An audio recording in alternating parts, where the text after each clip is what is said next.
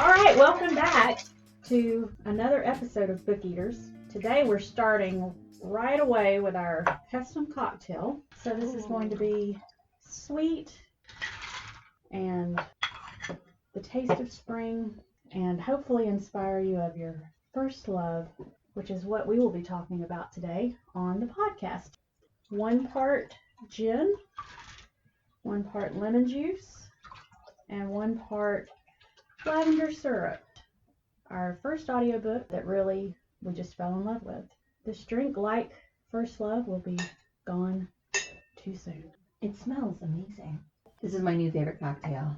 All right, so we will have that recipe up on whatever magic The variable social platforms that Michelle is in charge of. So let's dive in, you guys. So for me, I think the first audiobook that I ever listened to was on a road trip with my daughter, who was probably about 8 at the time, and it was a children's book, Karen Cushman, called Matilda Bone. It was sort of medieval, and that was very enjoyable, but it was a child's book, and mainly was to make the time go by faster on the road. So it wasn't until a few years later that I listened to, it was actually cassette tapes. There were cassette tapes that I found at a yard sale, and it was Tracy Chevalier's The Lady and the Unicorn. Oh. Which, if you've read Tracy Chevalier, she's probably most well known for The Girl with the Pearl Earring. But she's wrote several books where historical fiction, in that she has meticulously researched the time period, but then she invents a story around that. So to me, it's very easy to tell what part is fact and what part is fiction. Because, obviously there are some things that you're not going to know about the circumstances of a piece of art. But in any case, this was at a yard sale. I think I got it for $1. Oh, wow. That's a good find. Yes, and it was amazing. And the thing that I remember sticking out to me the most, we talked a little bit on the previous podcast, is when something is pronounced for you. And so it's about these tapestries. If you're not familiar with them, they're these, it's considered probably the greatest work of medieval art that still exists, and it's these 6 tapestries depicting various scenes of ladies with a unicorn. And it's also sometimes called the seduction of the unicorn, and there's a lot of mystery surrounding it. So is this is it a fictional story, or is it just like a... The story is fictional, okay, but this part is all fact. There exists these 6 tapestries. They were commissioned by a French nobleman named Jean Leviste, also fact. But it wasn't like the typical scene for a tapestry. It was a lady and unicorn, and it's supposed to represent the 5 senses. So, there's touch and taste and smell and... Sensual. Yeah, very, very sensual. And one tapestry, says, my one desire, only in French. So what is the story about then? Is there characters and relationships and things happening? Well, or is it just like information about what the stories are on the tapestries? Well, it invents, because there is this big mystery. Right. They were moldering in storage for a long, long time, and then it's a mystery. Nobody knows why they were commissioned. And so Tracy Chevalier has invented the story of how they were created. Artist who's a bit of a playboy, Right. and Nicolas des Innocents. Clearly his name is Nicholas. Yeah, Nicolas, right. as right. they say it. And he is known at court for painting miniatures of women, very detailed, that are small enough to be given to their little interests. Very nice. And he's brought in to do the paintings that the tapestries will be built on. And at first, Jean Leviste, who's commissioning it, wants, a war scene, a battle scene. But he wasn't in the war, and his wife is afraid that if there were actual veterans of the war at their house and they see these tapestries, they're going to be like, you weren't even there, dude. So she, in her gentle, persuasive ways, flips it, and now we're able to do these stories of this unicorn. And so she has a daughter, Nicolas and Claude, and they fall in love. But the daughter falls in love? Yes. With who? With Nicolas, the artist. Oh. But they can't. Like the womanizer. Yeah, they cannot be together. No. And so the story goes back and forth between Nicolas, Claude, and then there's a whole nother story happening in Brussels, where the tapestries are being made. And so it's, the tapestry maker and his family, which includes the blind daughter, and Nicolas has to go there to oversee. So this is kind of like if the Da Vinci Code was a romance. Yeah, it's even so much better, because here's the thing. So when I knew that we were going to be doing this podcast, yeah, and probably about 5 years ago, I went to, how libraries will sell, have a book sale, and I got this audiobook again, this time on CD. Ooh. Right, so I've upgraded. Stepping up. Upgraded. And I was like, I'm going to listen to it. Because, sometimes you'll think of a movie that you used to love or a book that you used to love. And then years go by, and when you go back to listen to it, it doesn't hold up. It never holds up. I just don't do it anymore. Well, so I was very nervous. But before I talked about how much I loved this, I wanted to make sure that, It did hold up. And my gosh, it did hold up. It is still so good. I brought it. So if y'all want to borrow it, you can. But this is one of those times where I think the audiobook definitely brought something that reading it myself would not have had. Mainly because there were so many, French pronunciations. But what I liked about it is this was the first time I had an audiobook that had more than one narrator. But it wasn't like a cast narration. It was like a lot of books, the chapters are from different points of view. Right. And so the POV from a woman was narrated by Terry Donnelly. Anyways, then so there's a female and a male narrator, and they're both amazing enough to where when I listen to it this time, I want to go back and see what else they've narrated. The woman in particular, I just love what she, because they're not acting. You know how sometimes when it's one person narrating and there's a lot of characters, and so they try to do different voices, but there's only so many voices, right? And so it just becomes increasingly stretched, where they don't do that. They don't try to, create different voices. They just narrate, in their regular voices. But it's still very effective because, it is a female voice doing the female point of view and the man doing the male point of view. And they're such great narrators that it really doesn't need voices. Okay. And because they aren't doing different voices, everything stays really consistent, and so it's not so hard to follow. But anyways, very, very good book. What's interesting, and this is one of the things that I love about historical fiction, is yes, it's fiction, but you still, if it's done well, learn so much about that period. Okay. So you learn all kinds of stuff about how tapestries were made, back in the 15th century. So you just believe that that's true? No, it is true. I mean, one, you trust her because that's what she's known for. Okay, so the author is known for that. Yes. Because I never trust them. Like, there's always like this small skepticism that's like, well, maybe that's how they did it. Maybe it's not. No, she is known for it. But of course, because it's so well done, like for example, apparently, for blue dye back in this time period, you had to use something called woad, and it was made from, it's a dye, and it's made from sheep's urine. Gross. And so, yes, and so the dyer, who plays a big part in this, Jacques Leboeuf, he's a woad dyer, and so he smells horrible all the time, and they usually marry their cousins because nobody wants to live in that environment. But because joke in there somewhere, I just can't find it. You'll find it. But so he wants to marry the tapestry maker's daughter, who's blind, because who else is going to want her? She's a blind girl, right? And but because she's blind, her other senses are very, very heightened. So it's, you just cannot bear to think of sweet Eleanor, isn't that a beautiful name too, Eleanor, being stuck with Jacques Leboeuf. Oh my gosh, it just cannot happen. And so, anyways, it's so the characters are obviously fiction, but the descriptions of the city, the details about how tapestries were made, how they would get woven backwards, and so you would never see, and get rolled up as they're being done, and so you would never see it until it came off of the loom.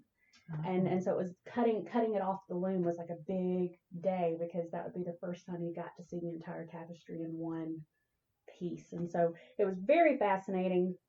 It does hold up. I had listened to a few audiobooks before. Well, this is your first. This was the first one that I just fell in love with and saw the value of the audio version versus the actual book. So even now, I've never read the actual book, which is rare for me. Oh wow! I would just only want to listen to it because those narrators are just they're like a hug. Yeah. Yeah. So, anyways, I brought it. No pressure, but one of y'all better read it. I mean, okay. So, for me, I have to say that my audiobooks, like all types of love, started off in a tumultuous place because of my parents. My father listened to like self-help tapes. You know what I'm talking about? Like those like You're good enough. You're strong enough. Gosh darn it, people like me. you. Yeah, okay. Like that kind of thing. And it would drive me nuts because this guy, I don't know who it was. Tony Robbins. It wasn't Tony Robbins. It wasn't Tony Robbins. His name was like Mike something. I don't know. So I really had this bad taste in my mouth about audiobooks. For years, I never listened to them. I would read the books, but I would never listen to audiobooks because I associate that with self-help. Right. I think during that time when they first came out, I think mostly the audiobooks were self-help. Right. Or you speak Spanish. Yes, exactly. Or when I was thinking about it, I think probably the very first audio type things was I did comedy. You know, like because stand-up comedians would have live stand-up, but I wouldn't consider that an audiobook. They had like records. Yes. Of like stand-up comedians, because yeah, but I can remember to listen to Ellen DeGeneres and Mitch Hedberg on cassette tapes, but those aren't books. You know what I mean? It's just a recording of a performance, which is not the same thing.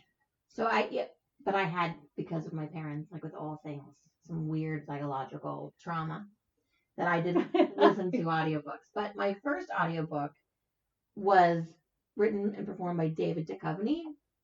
Really? And it was called Holy Cow, A Modern Day Dairy Tale. And it's basically this interesting short. It was like 3 hours long, maybe. Did you say dairy tale? Dairy tale. It's about cows. Okay. It's about these two cows and their best friends. This is how I learned that cows have best friends, which breaks my heart. And they decide that they want to escape to India because in India, cows are worshipped and they're allowed to live and they don't get eaten. Is this a work of fiction? It's a work of fiction because it's about animals escaping to India and they're personified and they get on the airplane. There's like this whole scene even where like there's like a monkey on top of the cow in a trench coat. Like there's a whole, it's redonkulous. Animal Farm on the next level. I mean, it's really silly, but it was fantastic and funny, and it got me through my airplane trip to Virginia. Did you say fantastic? I said fantastic, but you said fantastic is fantastic, and I'm going to say fantastic from now on. But that was in 2015, so that was what, 4 years ago? Like that's how long I've been listening to audiobooks. Really? Really, just 4 years. And then I didn't listen to audiobooks again until 2017. When I started going to a book club with the Alpharetta Guild of Geeks, and they were reading The Name of the Wind, which is like I want to be very careful because I feel like we could devote probably a lot of podcast to each of the books, and yeah. So, but it's a long book, is what I'm saying. Okay. And I didn't have time to finish the book in the reading the way you normally would before the book club started. So I decided, well, maybe I'll just listen to the audiobook while I'm commuting to work. And then that was it for me. It was audiobooks forever. And I listened to like probably 4 or 5 a month since then because of Name of the Wind. I mean, obviously my heart's broken.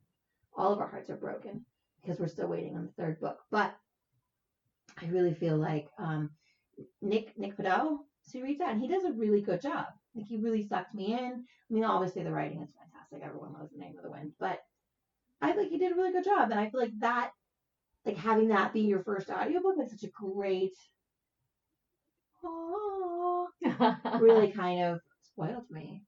So it's kind of like if your first love was the nicest, charmest, kindest, most awesome man in the world, like no other men would compare.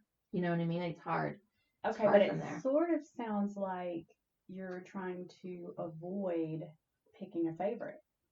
I mean, Oh. which was your first love? Which one was my favorite audiobook? No, which was your? It sound you're somehow working in Name of the Wind, but it sounds like your first love was the Dairy Tale. I mean, there are so many good things about the Dairy Tale. I mean, David Duchovny.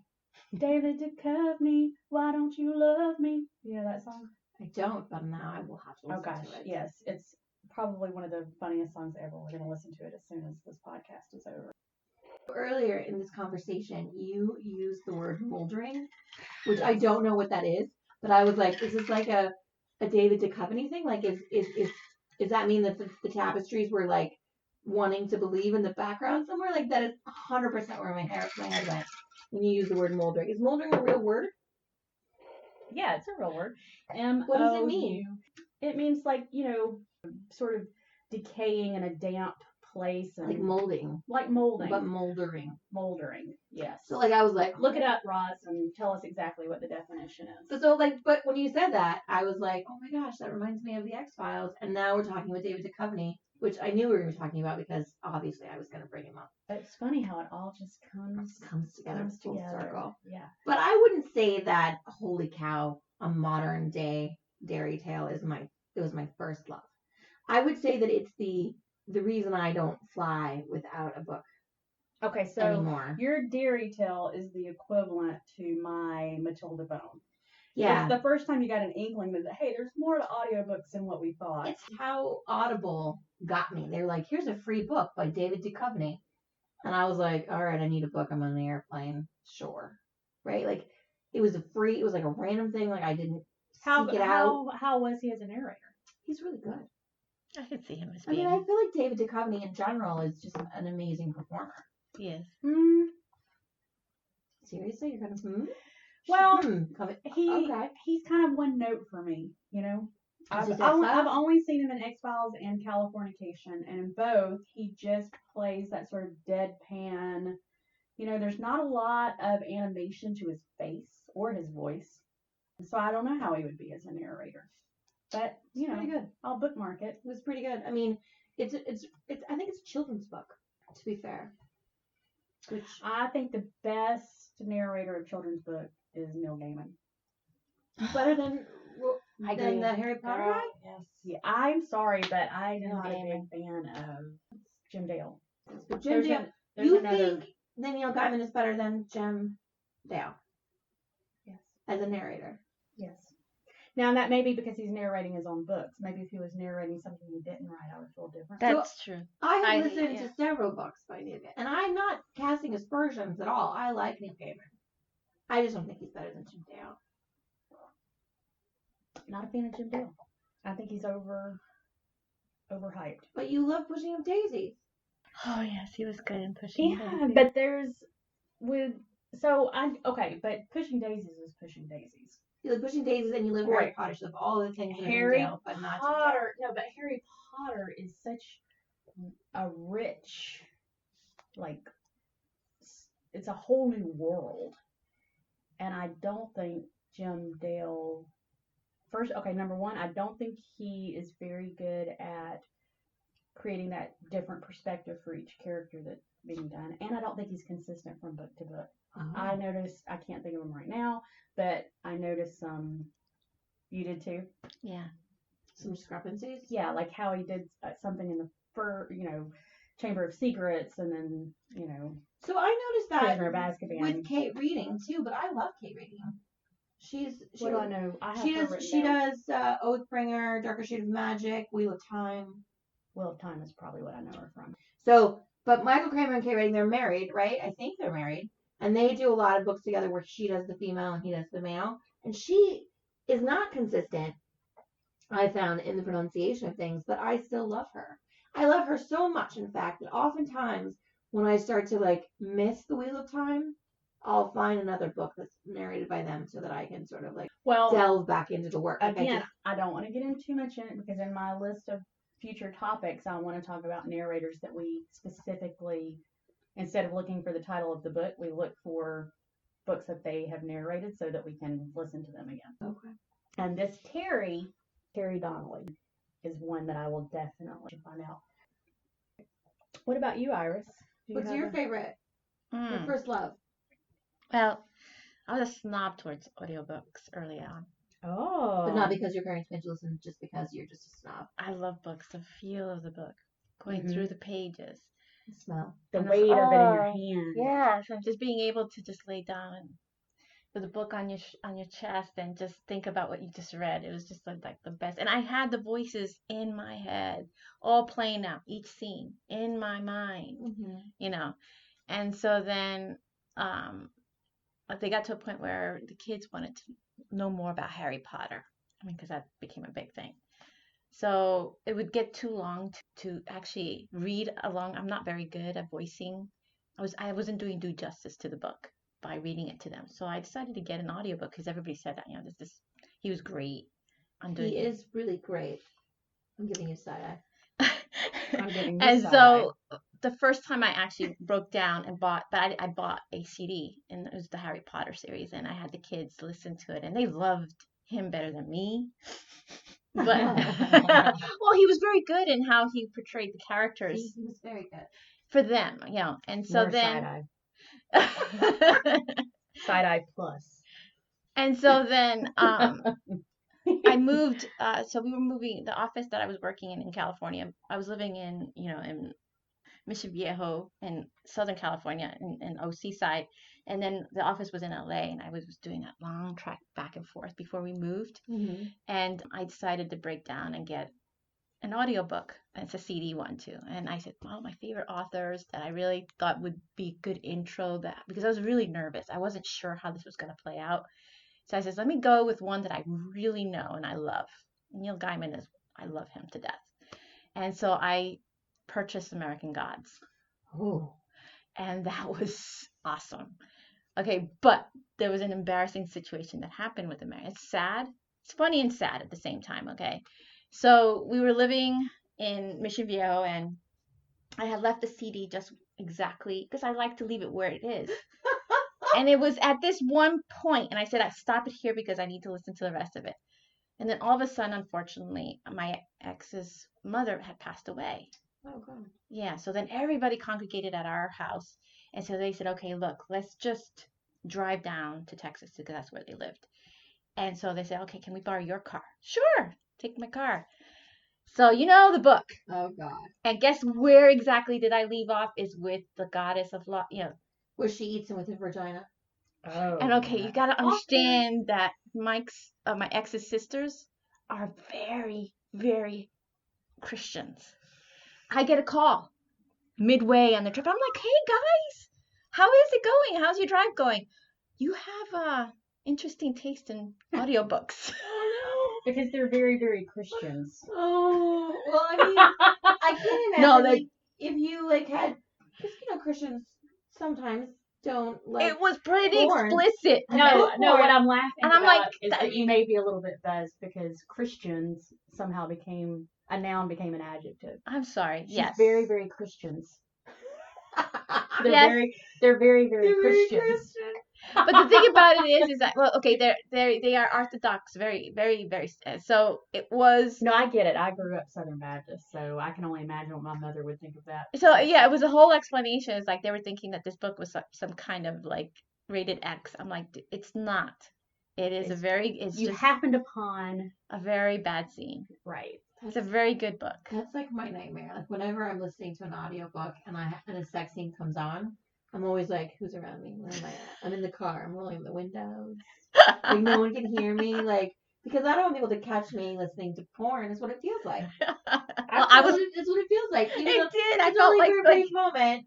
I think it's almost because I'm not a visual person, so it's almost worse for me.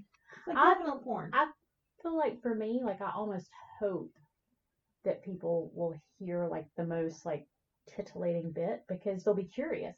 I don't care how very Christians you are, you're gonna be intrigued. Oh no, I mean, there's nothing and then that could against start them. a whole conversation because I don't feel like there's enough people who love to read, and so I feel like that's the way to hook them. Okay, one sells. right. Sex sells. So one thing. Or not just sex, but anything fantasy. A lot of people listen to fantasy. What do you mean these dragons are talking? But if if it just gets their interest piqued a little bit, you can read on it. Like type- why? Yeah. The type of people that were in the car and how to imagine how they reacted as soon as the car turned on and they Right. started driving and it got Let's do Little- that. Like, these If they are- already had doubts about you, the These are- marriage yeah. didn't last. You're lost sheep. You're a lost sheep, Iris. They've got to, Is this girl good enough for their boy? I get it. or even worse, like, without this stability of this family, Iris is just gonna. She's already going off the Oh, rails. no. How can we save her? So here's the thing. I think we kind of already covered it. But one of the questions that I wanted to get back to is tying it into first loves and how I know when I look back to my first love, it's with a little bit of nostalgia, but also I know if I were to, I would never fall in love that way again. And part of me is a little bit of, what was I thinking? Because we've matured and, so that's part of why I wanted to go back and listen to the audiobook again to see if it would still, hold up. And it totally did. Yours is Name of the Wind, so obviously It still hurts me. it's still, but you only just got into it like 4 years ago. Amy, That surprises what's me. interesting to me is that like before that experience with this book club that I joined, I only read like classic literature. Like I was, and very rarely, like maybe 2 books a year, 3 books a year, and then they were usually like highly recommended books. Only things that would be like beneficial for conversation, or they're supposed to be amazing to read. I wasn't reading for enjoyment really very much. It was kind of like a Assignment. task. Like, oh, this is my task. On your to-do list. On you my need to-do list, I'm going to read. And I read some pretty weird nonsense. Like, I've read Democracy in America. Oh, Confederacy of Dunces. That's one that I can remember was like What is- on my to-do what is list that? forever. Oh my gosh, it was written by like this. It was written like in the 70s, I think.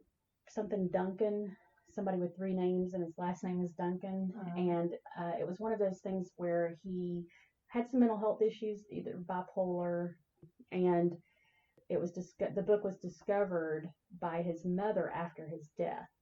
Oh. And she worked to get it published. And in that sense, it's a cool story, but the actual story, I was a little disappointed in. I mean, parts that were super good. I would love, love, love to see it made into a film, like well done, a well done film. Oh, that reminds me of something. Do you ever listen to a book and then or even read a book and then attribute known actors to the characters? Oh, all the time. Like I totally do that. But I'll tell you what I do even more now. What? And this I think is even better. A couple of months ago, my friend Marcia had shared something on Facebook where there's like this app that creates faces that don't exist in the world, but they look like real people. And it's amazing. I wish I could remember the name of it. We'll plug it in later. And she was putting like all these funny ones up of putting personalities based on their faces, and it seems so real, but those people do not exist, but they look like real people. And how cool would it be if they could take that and you could put in like certain descriptors from the book, hit generate, and there's your person. And it is completely new. It's not an actor playing the part. It is that character. That would be cool. That would be so awesome. So that's 2 things I'm going to show y'all after the podcast is over. But what were you just saying? Because I had something important to say about that. Oh, Attributing actors. Oh, we were talking about Confederacy of Dunces, and I just want to be able to say this phrase. I read it because it was a literary darling.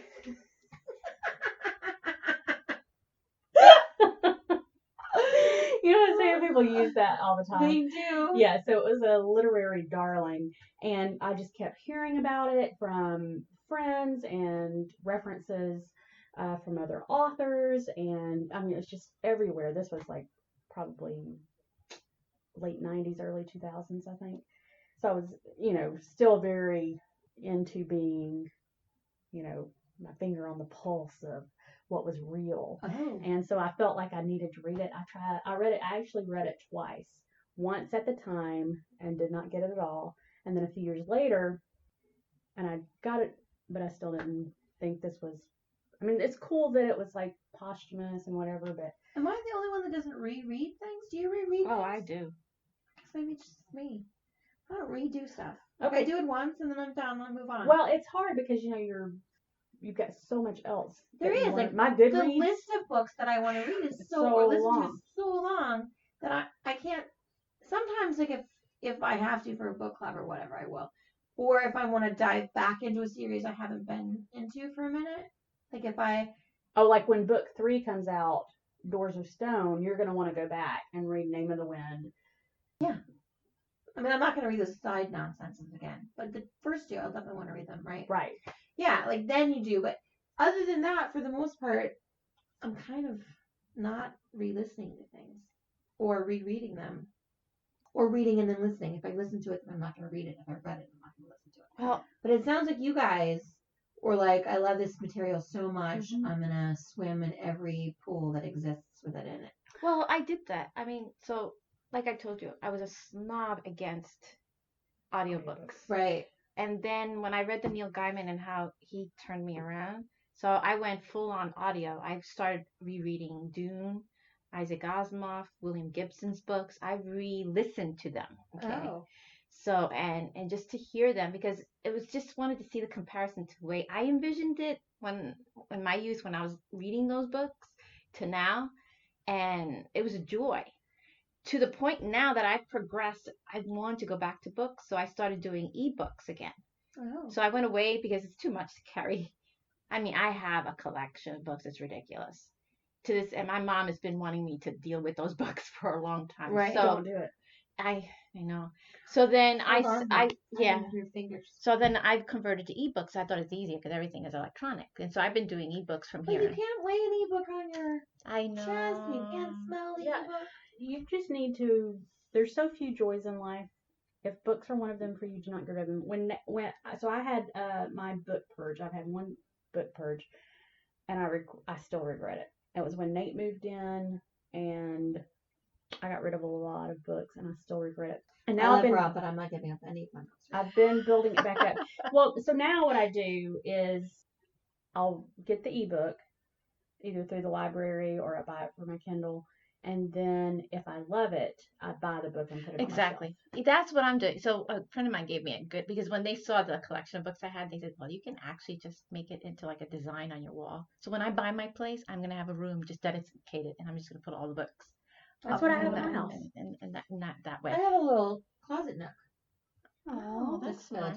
And eventually, my plan is to put like lights in the ceiling and close the door, so I can just be in my closet nook like a full little spot and read books or So meditate or whatever. I have a similar goal. You know, you've been to my house. Yes. Up in my little Heidi Ho Oh, room. your house is so cool. And I have that little attic space that I have my costumes in right now. Mhm. Eventually, I want to make that my music room because my favorite thing to do to listen to music is with headphones. But Oh. when I was a kid, people, either my brother or boyfriends, would think it was funny. Like if I'm in my headphones and I'm like getting into my Pink Floyd or whatever, and they'd scare the shit out of me. Oh. And so now, even though I prefer to listen to headphones, I'm always afraid someone's about to sneak up on me. And so part of my mind is there. So Nate says he'll build it for me. I want that little attic space turned into my music room where I'll have my headphones and a beanbag, and I can close that door and know that no one is going to be able to sneak up on me. Oh, And that is then, a joy, reading a book and listening to music and having a Oh, nice yeah. drink. no, Glass of wine. no. Something's better with a glass of wine. Well, headsets, no, but having it just in I general cannot open. No, I cannot do that. There's so many Mm. things we talked Wow. about this when we did our blind date Oh. with the I cannot have I need to focus on one sentence at a time. That's when I made the Star So 69 joke. April and I do this thing called GISH, which is the Greatest International Scavenger Hunt. And one of the items was that we had to feed each other while blindfolded in a fancy restaurant with white tablecloths. So, And had to have red wine. and we had red wine. Oh, So that's what she's talking fun. about when we had our blind date. We pretended that we were True dating. blind and date. Yes. I was feeding. Well, I was trying to feed her wine. It didn't work.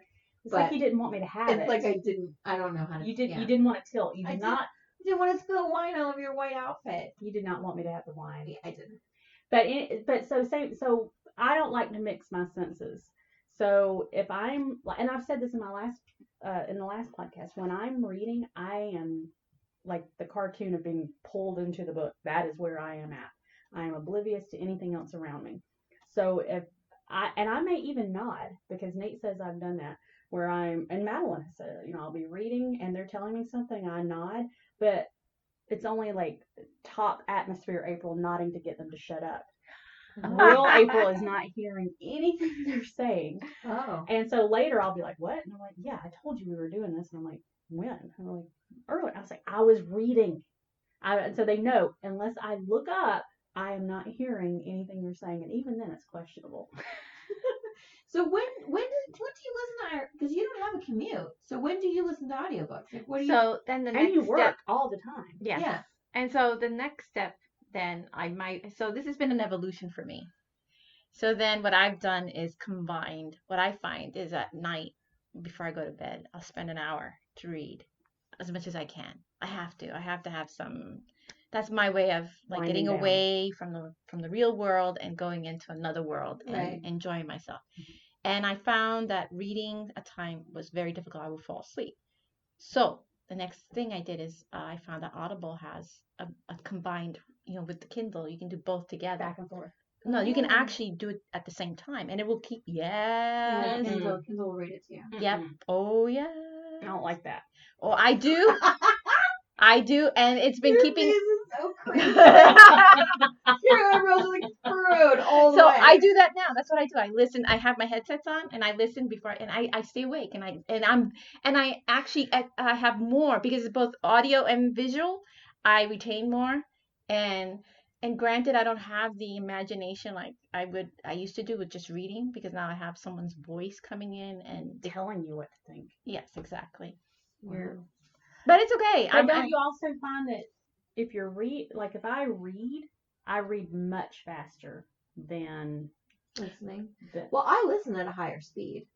Like I listen at 1.3. Oh, that's true. You 1.4, can change. depending on Yeah. because I'm a fast talker and Yeah. I like to hear fast. So I listen, and then also when I listen at night, there's a sleep timer function that shuts it down at like after 10 minutes Yeah. or 20 minutes that I'll use so that way that I don't miss too much And if I fall out. That's exactly right. And the same happens with the Audible book reading. So if you're not hitting the next page, it knows after a certain time, okay, stop, and it doesn't move forward. So it actually stops the audio for you. That's what I love about it, because if I fall asleep, I'm at exactly where I last. But doesn't it slow the story down for you? Because aren't your eyes going much faster than what you're hearing? Yes. So you have to keep. Yeah, that's my Okay. one concern, because I used to be a very fast reader. That's one of my keys. I could devour a book. You were a book eater. Yeah. And doing this, I am nervous that I probably have slowed down my reading quite a bit. Yeah. I wouldn't be surprised if it Yeah, has I anything. think I have done that, and I'm too impatient. I always stop the audio and just dive into the book. But that's our different learning skills, because, like you say, you can listen to it faster. I cannot. When I even, whenever I'm listening to the audiobook, I spend a lot of time going back and re-listening to stuff Oh. because I didn't get it the first time. It's So- much harder for me to get It's the opposite with me. sucked Like, into the audio than into the book. when I'm reading a book, sometimes like my mind wanders and I'm like, crap, what did I just read? And I have to go back. Right. So It you're the happens opposite. sometimes, But with an yeah. audiobook, that doesn't Yeah. happen to me. Like because I'm an audible. What is auditory? I'm an auditory learner, so like I can hear it and fine. But reading, sometimes I just space out and I'll start thinking about what I'm gonna make for dinner. What do you think makes people that way? Do you think it's like things that you were exposed to when that part of your brain was developing? For sure.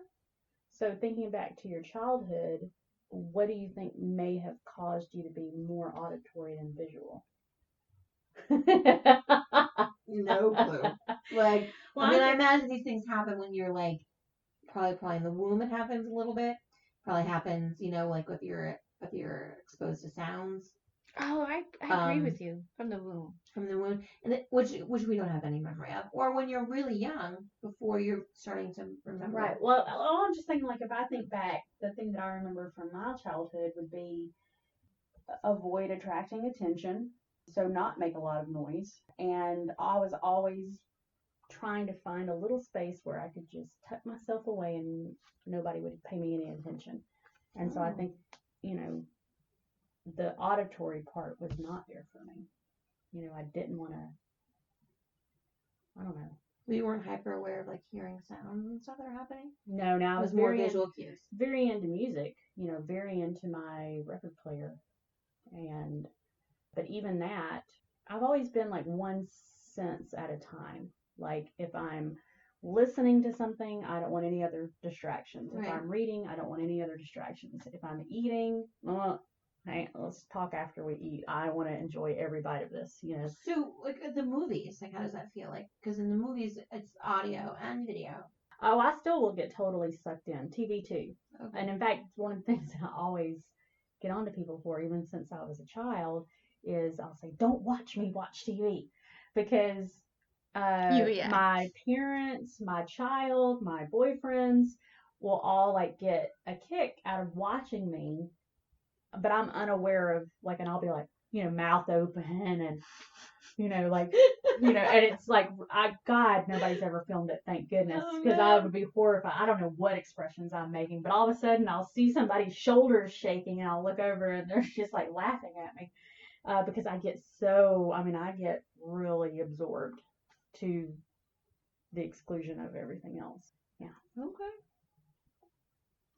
All right, so I think that we should sort of start to talk about our closing things up and talk about what our feelings are about our first. Circle it back. Our first love. What feelings did it bring up? How did it change our lives? That sort of thing. I mean, I'll start. Okay. Sure. Yeah. So I feel like The Name of the Wind, how it changed my life, is that it taught me that delayed gratification sucks. And and I hate it. Anticipation Also- is not. Also, now I have a fear of starting a series that has not been completed. Agreed. This is a real fear of mine. It's a baggage that I carry with me from my first love. Agreed. And also, I think that it's changed the way that I behave in life, because when I'm driving now in traffic, I'm able to devote that angry part of my brain that gets mad at people for not following the traffic rules and cutting in front of me. Like, I'm able to like divert some of that enthusiasm toward whatever it is I'm listening to, and it doesn't ruin my whole day. Mm-hmm. You know what I mean? Because in traffic, honestly, without audiobooks, I'm a horrible human. I find that hard to Like, believe. I'm a really bad person because I get angry. It physically impacts me. I physically feel the anger building in my body, and it takes with me all day. And if I have just that audiobook there, soothing me, telling me their stories, that there are beautiful creatures and characters in the world, somehow that keeps me even keel. And I feel like audiobooks are a big part of what keeps me just moving every day. Well, okay, maybe in traffic I would agree with that, but in general, I think you're too good of a person, and I feel like I'm not too good of a person. Yeah, Yes, you you're are. kind of perfect, and it pisses me off. I feel like that's not true. It is. I keep like wanting to like find a shortcoming. It's not there. She's always so generous and always so forgiving and always like thinking other people are valid. God, it's frustrating. So why don't you tell us about your first Okay. love and your feelings and how it changed your life, and any other thoughts that you've forgotten to mention? I wouldn't say that it necessarily changed my life, but it did, like Iris said, make me a little bit more accepting of other mediums, because I was a little bit of a book snob too, and this was the first time, like I said, with The Lady and the Unicorn and those narrators, that I thought, damn, okay, there can be people, interpreting this book better than I could have in my head. What? And one more thing I did want to say about The Lady and the Unicorn too was, what was so fascinating about it was, obviously, in the medieval periods, the role of women was limited and restricted. And it was interesting to see the perspective of basically four main characters, all of them depicted in the tapestries, and how they navigated those restrictions.